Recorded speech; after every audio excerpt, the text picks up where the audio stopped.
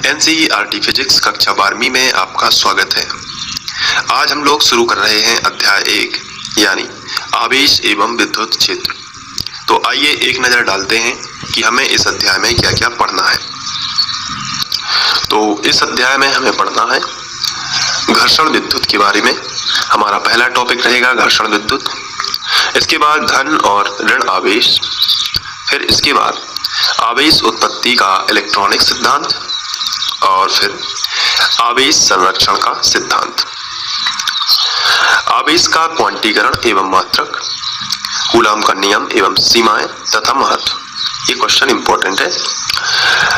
इसके बाद सतत आवेश वितरण यानी सतत आवेश वितरण के अंतर्गत हम पढ़ेंगे रेखीय आवेश वितरण या रेखीय आवेश घनत्व, पृष्ठीय आवेश घनत्व, आयतन आवेश घनत्व। इसके बाद हम पढ़ेंगे विद्युत क्षेत्र एवं उसका महत्व। इसके बाद विद्युत क्षेत्र की तीव्रता, फिर बिंदु आवेश के कारण किसी बिंदु पर विद्युत क्षेत्र की तीव्रता।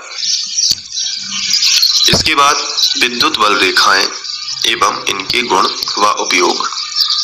फिर इसके बाद हमें पढ़ना है विद्युत द्विध्रुव। इसके बाद विद्युत द्विध्रुव के कारण अक्षीय स्थिति में विद्युत क्षेत्र की तीव्रता, ये भी इंपॉर्टेंट है। साथ में ये वाला भी इंपॉर्टेंट है। इसके बाद विद्युत द्विध्रुव के कारण निरक्षीय स्थिति में विद्युत क्षेत्र की तीव्रता। इनमें से मैं ज्यादा इंपॉर्टेंट क्वेश्चनों को ही बता रहा हूँ, बाकी सभी इंपॉर्टेंट, सभी टॉपिक अपने आप में कहीं ना कहीं जरूर आते हैं। आपको सभी बहुत अच्छे से करना है। ये अध्याय थोड़ा सा बड़ा भी है। तो विद्युत द्विध्रुव के कारण निरक्षीय स्थिति में विद्युत क्षेत्र की तीव्रता। अभी आपको कुछ समझ में भी ना आ रहा हो तो केवल आपको टॉपिक ध्यान रखना है, क्योंकि मैं एक एक टॉपिक आपको क्लियर करवाने वाला हूँ। इसके बाद हम पढ़ेंगे एक समान विद्युत क्षेत्र में द्विध्रुव पर बल युग्म आघूर्ण, फिर द्विध्रुव को घुमाने में किया गया कार्य, फिर द्विध्रुव की स्थितिज ऊर्जा। इसके बाद है विद्युत फ्लक्स, फिर है गास की प्रमेय। इसके बाद हम पढ़ेंगे किसी बिंदु आवेश के कारण विद्युत क्षेत्र की तीव्रता, फिर है कूलाम के व्युत्क्रम वर्ग के नियम का निगमन।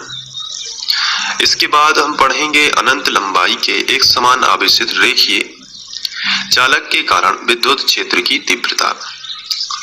फिर इसके बाद है अनंत लंबाई के एक समान आवेशित बेलनाकार चालक के कारण विद्युत क्षेत्र की तीव्रता।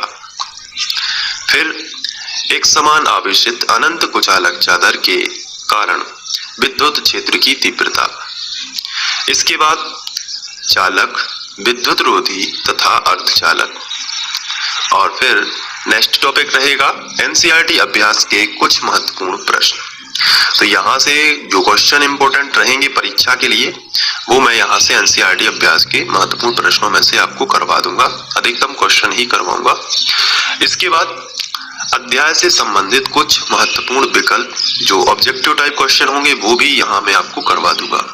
तो ये है अध्याय 1 की स्ट्रेटजी कि कैसे हमें पढ़ाई करना है और किन किन टॉपिक को हमें बहुत अच्छे से करना है, ताकि परीक्षा में कोई भी गलती ना हो और सभी टॉपिक आप बहुत अच्छे से कर पाएं।